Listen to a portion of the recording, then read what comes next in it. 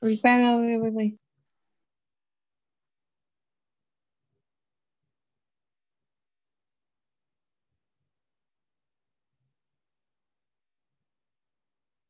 Bueno, ya. Listo.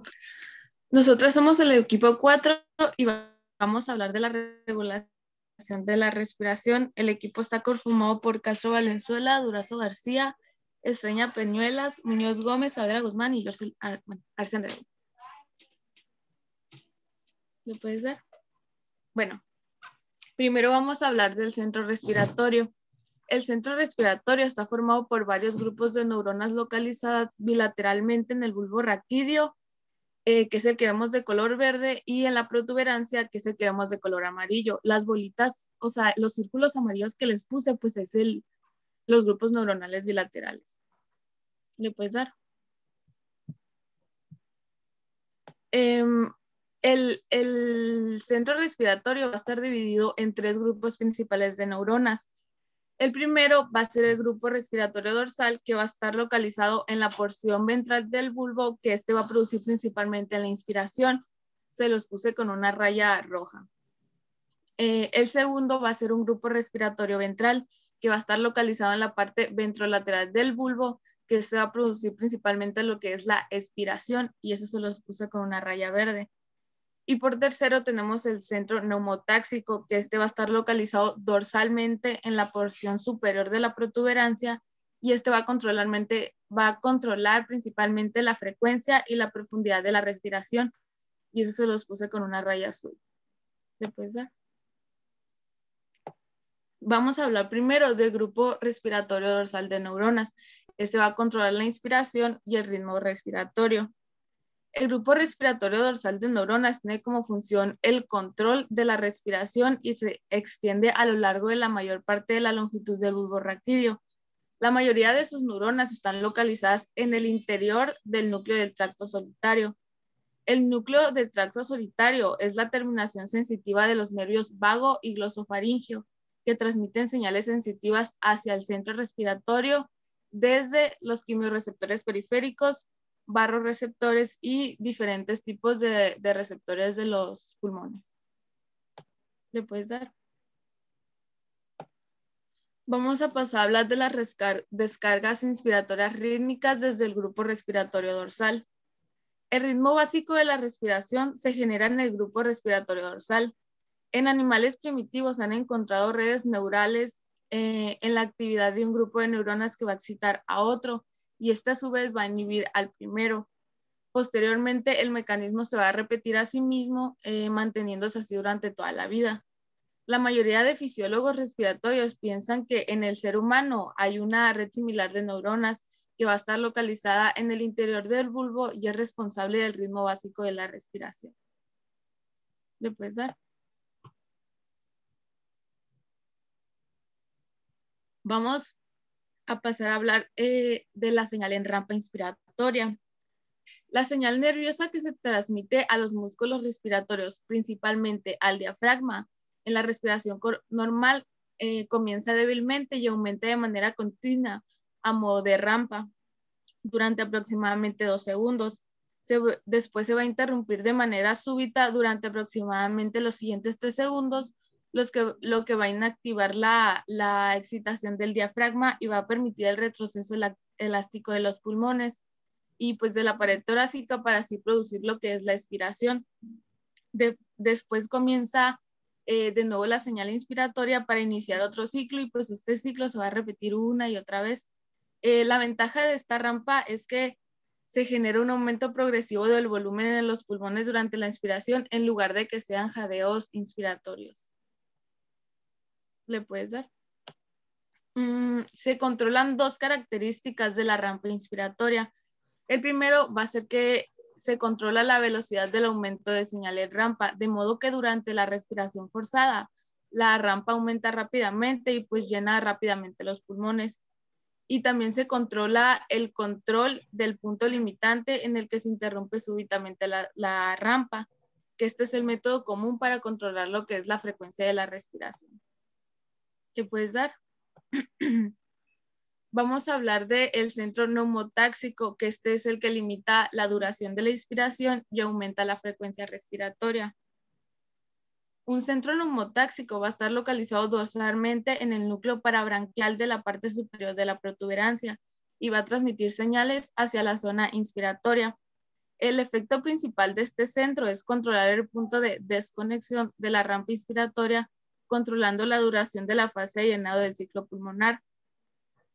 Cuando la señal neumotáxica es intensa, la inspiración podría durar de 0,5 segundos, con lo que los pulmones se van a llenar muy ligeramente. Pero cuando la señal neumotáxica es leve, la inspiración pudiera continuar de 5 segundos o más, llenando los pulmones con una gran cantidad de aire.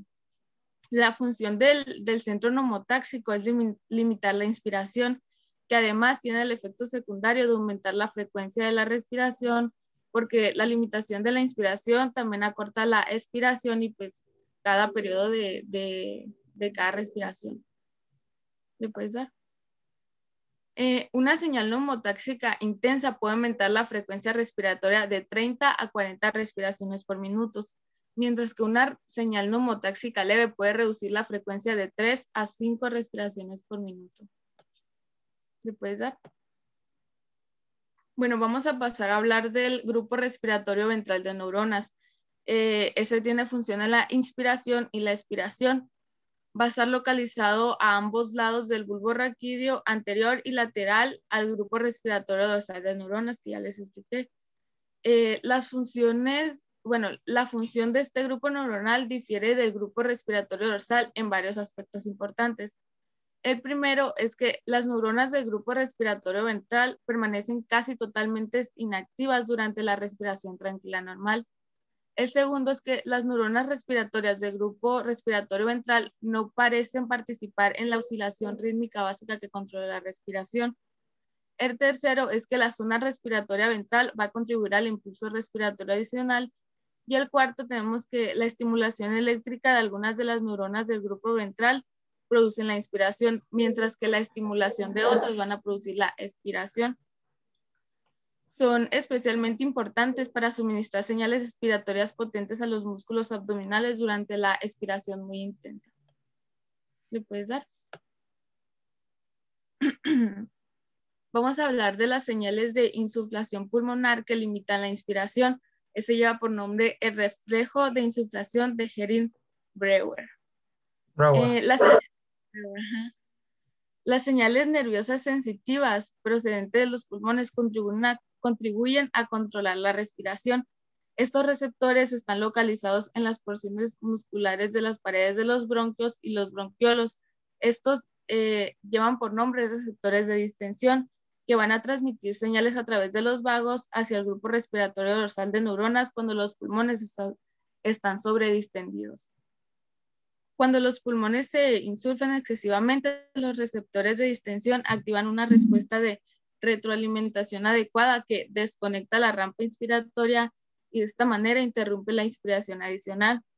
Este reflejo aumenta la frecuencia de la respiración. En los seres humanos, este reflejo no se va a activar hasta que el volumen corriente aumente más de 3 veces del valor normal. Este reflejo es un protector para impedir la insuflación pulmonar excesiva. ¿Le puedes dar? Bueno, pues pasando al control químico de la respiración, pues el objetivo de este es mantener concentraciones adecuadas de oxígeno y dióxido de carbono y iones de hidrógeno en los tejidos.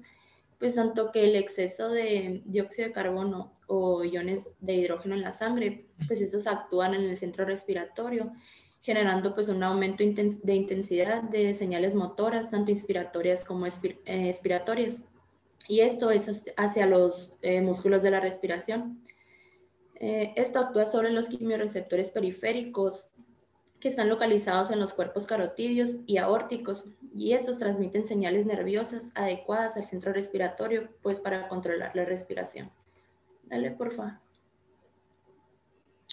Bueno, pues el control químico directo de la actividad del centro respiratorio por el CO2 y los iones de hidrógeno, pues se han analizado 3 principales zonas del centro de respiración, que fueron los que nos mencionó nuestra compañera, que es el cuerpo respiratorio dorsal de neuronas, el cuerpo respiratorio ventral y el centro neumotáxico. Y pues hay otra zona neuronal, que es la zona quimiosensible, que es la que se muestra en la imagen. Pues está del centro respiratorio sensibles a las modificaciones del PCO2, iones de hidrógeno, que estos pues excitan el centro respiratorio. Pues las neuronas detectoras de la zona quimiosensible son excitadas especialmente por los iones de hidrógeno. No, un momento, antes de continuar. Debes de entender que el sistema respiratorio tiene una parte que es voluntaria y una involuntaria, ¿no? Nosotros podemos dar a comando querer respirar y respiras, pero también si uno no está realmente pensando en querer respirar, pues no es como que estás quieta totalmente, la respiración sigue, ¿no? Que son los en base a los núcleos dorsal y ventral. Y ahorita lo dijo su compañera, ¿cuál? El núcleo dorsal nos manejaría la respiración voluntaria o involuntaria. Núcleo dorsal. El grupo dorsal, pues. La involuntaria. La involuntaria, ok. Entonces, la ventral sería voluntaria.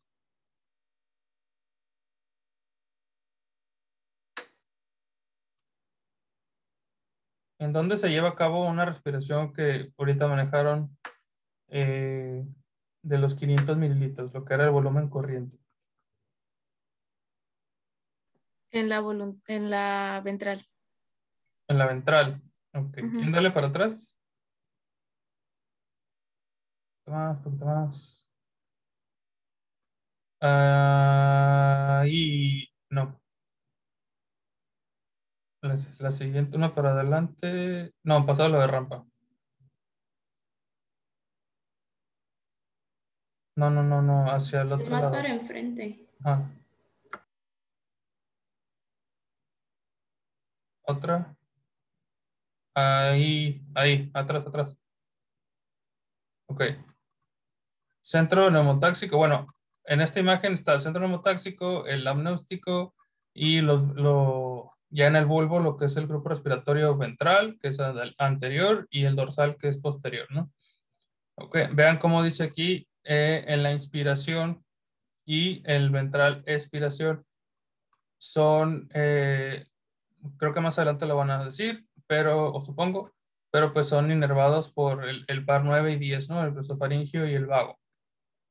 Si estamos hablando de que son nervios simpáticos o parasimpáticos.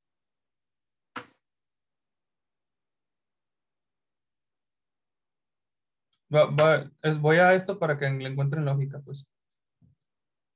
Bueno, el vago y el glosofaringio son nervios parasimpáticos. Entonces, el parasimpático, ¿qué estimula?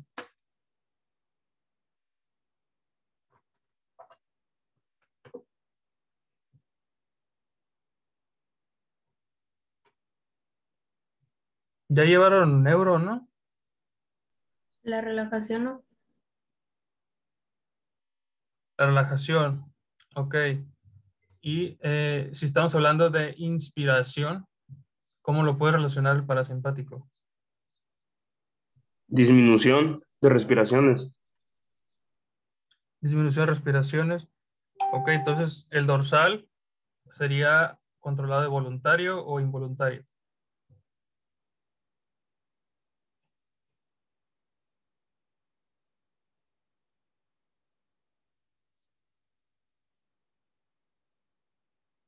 Involuntario. Díganle a Candia que no sé por qué no la puedo aceptar. A ver, que intenta, creo que ya.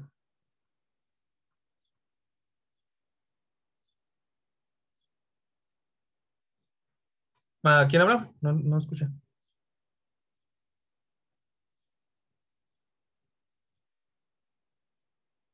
¿En qué quedó?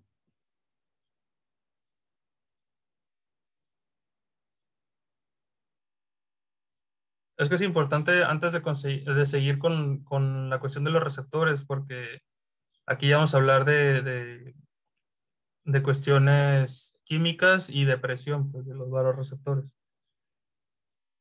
Si no, pues no, si no queda esto básico, pues se van a hacer bolas más adelante.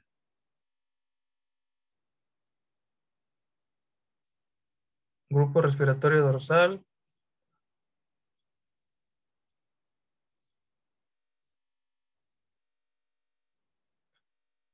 ¿No?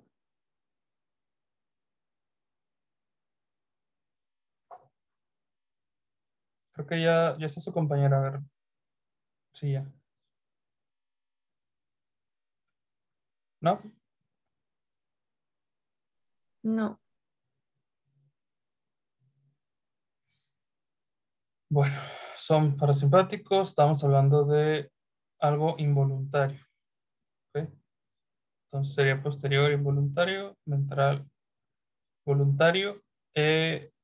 Hay como ciertas excepciones, ya que en el caso del centro neumotáxico, traerían tanto ventral neumotáxico, pero por el uso de los músculos accesorios. ¿Ok? Bueno, ya adelante, se continúa.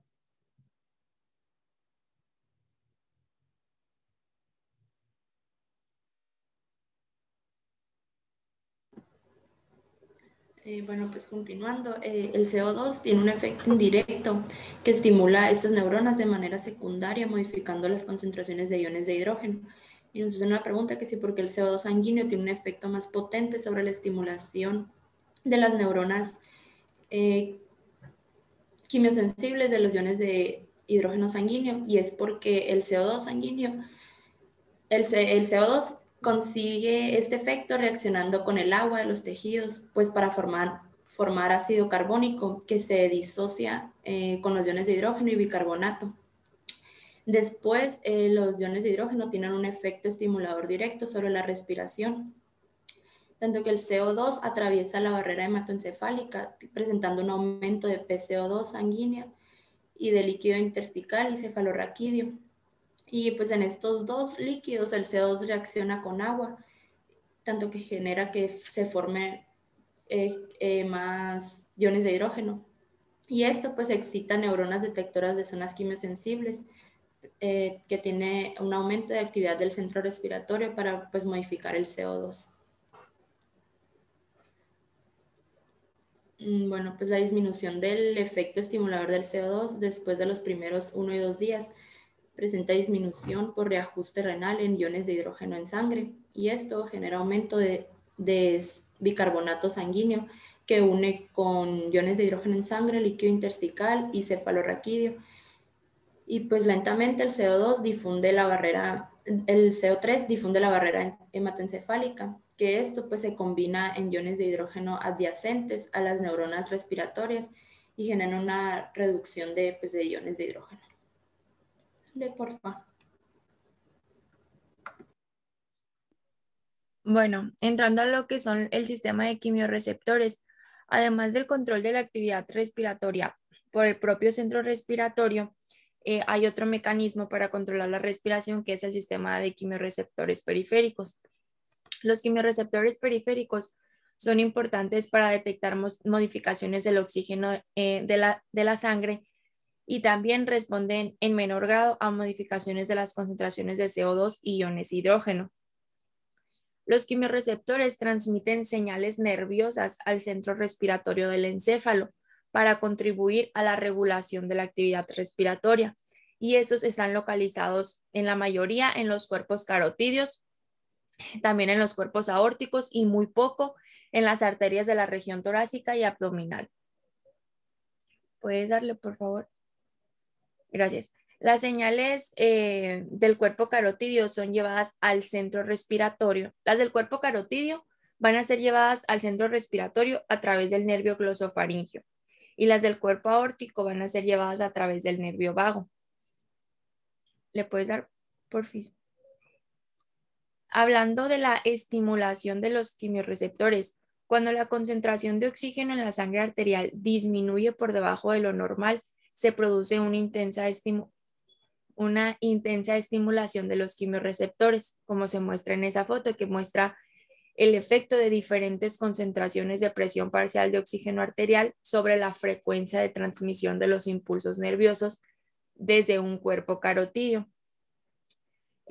La frecuencia de los impulsos es particularmente sensible a las modificaciones de la presión arterial de oxígeno arterial en el intervalo de 60 a 30 milímetros de mercurio, en un intervalo en el que la saturación de la hemoglobina con oxígeno disminuye rápidamente.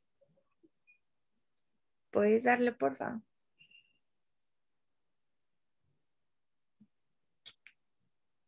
Bueno. Un aumento tanto de la concentración de CO2 como de la concentración de iones de hidrógeno también excita los quimiorreceptores y de esta manera aumenta indirectamente la actividad respiratoria.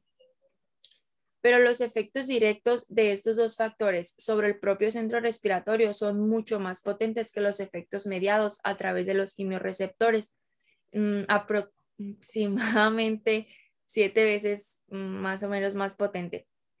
Pero hay una diferencia entre los efectos periféricos y centrales del CO2, que la estimulación a través de los quimiorreceptores periféricos se produce con una rapidez mayor hasta 5 veces que la estimulación central, de modo que los quimiorreceptores periféricos podrían ser especialmente importantes en el aumento de la rapidez de la respuesta al CO2 al comienzo del ejercicio. ¿Le puedes dar, porfis? Hablando del mecanismo fisiológico, todavía, o sea, no se conoce como completamente el mecanismo exacto por la que la presión parcial de oxígeno baja. O sea, la presión parcial de oxígeno baja excita las terminaciones nerviosas de los cuerpos carotídeos y aórticos. Pero estos cuerpos tienen muchas células que son características, que son las células glómicas, que estas células establecen sinapsis directa o indirectamente con las terminaciones nerviosas. Y también esas células glómicas actúan como quimiorreceptores y después estimulan las terminaciones nerviosas. Estas células glómicas tienen canales de potasio que son sensibles al oxígeno, que cuando el valor de presión parcial de oxígeno disminuye por debajo de 60 milímetros de mercurio aproximadamente, los canales de potasio lo que va a pasar es que se van a cerrar y esta inactivación que tienen va a provocar la despolarización celular, apertura de los canales de calcio activados que son activados por voltaje y va a aumentar la concentración intracelular de iones calcio. Y este incremento en los iones calcio estimula la liberación de un neurotransmisor que dicen que probablemente el más importante es el ATP. Entonces, la liberación de un neurotransmisor va a activar las neuronas aferentes que envían señales al sistema nervioso central y estimulan la respiración. Estudios anteriores pues sugerían que los principales neurotransmisores podrían ser la dopamina y la acetilcolina, y ya pues investigaciones más recientes sugieren que durante la hipoxia el neurotransmisor excitador clave liberado por las células glómicas del cuerpo carotídeo sería pues el trifosfato de adenosina.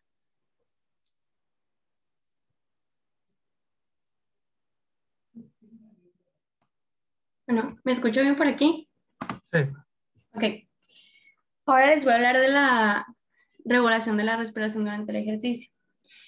Se dice que durante el ejercicio intenso el consumo de oxígeno y la formación de CO2 pueden aumentar hasta 20 veces.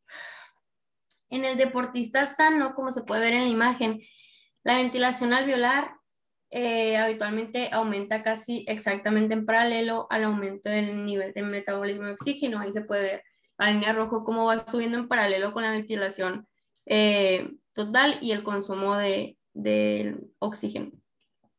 Y la presión arterial de oxígeno, la presión del CO2 y el pH en sangre arterial se van a mantener casi exactamente normales. Aquí, bueno, cuando se intenta analizar qué es lo que produce el aumento durante el ejercicio, se tiende a atribuir este incremento a los aumentos de CO2 y de los iones hidrógeno de la sangre, más la disminución del oxígeno sanguíneo. Pero esta atribución es pues cuestionable porque las mediciones de la presión del CO2, del pH y de la presión de oxígeno arteriales muestran que ninguno de ellos se altera lo suficiente para estimular la respiración con la intensidad que se ha observado durante el ejercicio fuerte. Entonces, ¿qué es lo que verdaderamente produce la ventilación intensa durante el ejercicio? Pues se piensa que es el encéfalo, ya que cuando este transmite impulsos motores a los músculos que realizan el ejercicio, transmite al mismo tiempo impulsos colaterales hacia el tronco encefálico para excitar al centro respiratorio. Entonces, en realidad, cuando una persona comienza a hacer ejercicio, una gran parte del aumento total de la ventilación comienza inmediatamente cuando se inicia el ejercicio, antes de que haya tiempo para que se modifiquen las sustancias químicas en la sangre. Y es probable que la mayor parte del aumento de la respiración se deba a señales neurógenas que se transmiten directamente hacia el centro respiratorio del tronco encefálico, al mismo tiempo que las señales se dirigen hacia los músculos para ocasionar la contracción muscular. Ahora les voy a hablar de la interrelación de los factores químicos y nerviosos o factores del control de la respiración durante el ejercicio. En este esquema se puede ver una persona haciendo ejercicio. Cuando esta persona hace ejercicio, es probable que las señales nerviosas directas estimulen el centro respiratorio casi a la misma magnitud para aportar el oxígeno adicional necesario para realizar el ejercicio y eliminar el CO2 adicional. Sin embargo, ocasionalmente las señales nerviosas de control respiratorio son demasiado intensas o demasiado débiles. Y en este caso, pues los factores químicos tienen una función significativa, ya que en el ajuste final de la respiración necesaria para mantener las concentraciones de oxígeno y CO2 y de iones hidrógeno de los líquidos corporales tan próximas a lo normal como sea posible.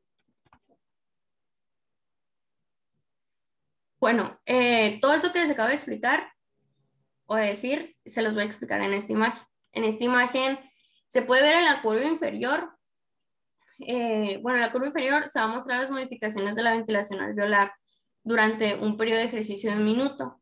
Y en la curva superior se van a ilustrar las modificaciones de la presión del CO2 arterial.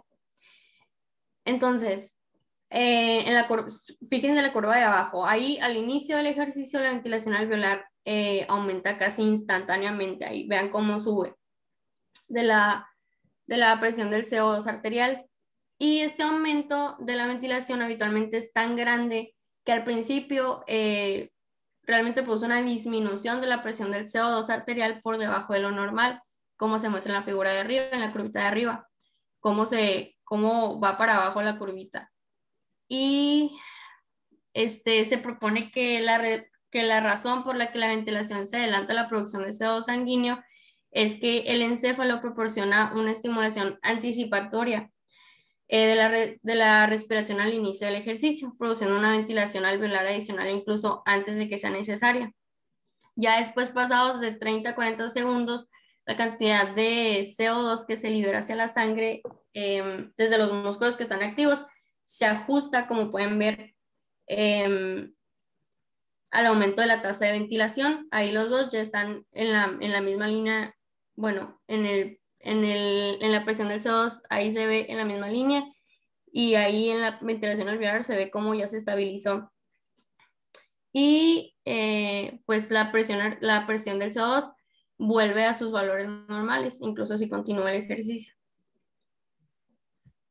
Aquí, bueno, se dice que el control neurógeno de la ventilación durante el ejercicio puede ser en parte una respuesta aprendida, porque, bueno, muchos experimentos indican que la capacidad del encéfalo de desplazar la curva de respuesta ventilatoria durante el ejercicio es al menos parcialmente una respuesta aprendida.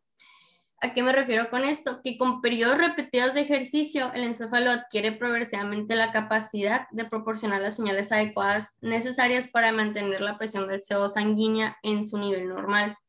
Y también hay motivos para pensar que incluso la corteza cerebral participa en este aprendizaje, porque pues Hay experimentos en donde bloquean solo la corteza y también bloquea la respuesta aprendida.